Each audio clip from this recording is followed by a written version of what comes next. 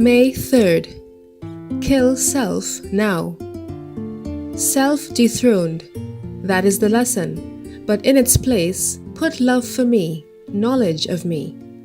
Self, not only dethroned, but dead. A dead self is not an imprisoned self.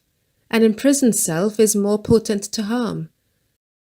In all training, in mine of you and in yours of others, let self die. But for each blow to the life of self, you must at the same time embrace and hold fast the new life, life with me.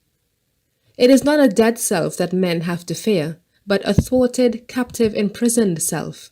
That self is infinitely more self-centered than the self allowed full play.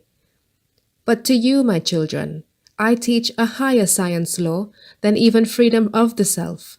I teach death to the self. No repressions, just death. Petty self-life exchanged for divine life. And now I can make more clear to you what I would say about forgiveness of injuries. It is one of my commands that as you seek my forgiveness, so you must forgive.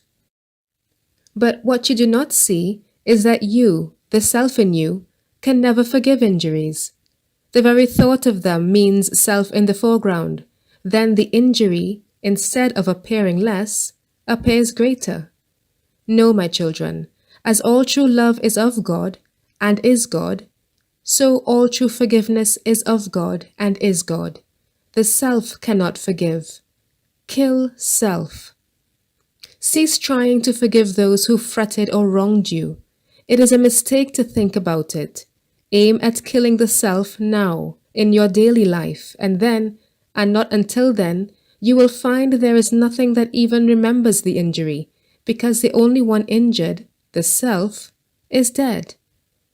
As long as it recurs to your mind, you deceive yourself if you think it forgiven. Forgiving injuries can be one way of feeding a self-life. Many deceive themselves in this.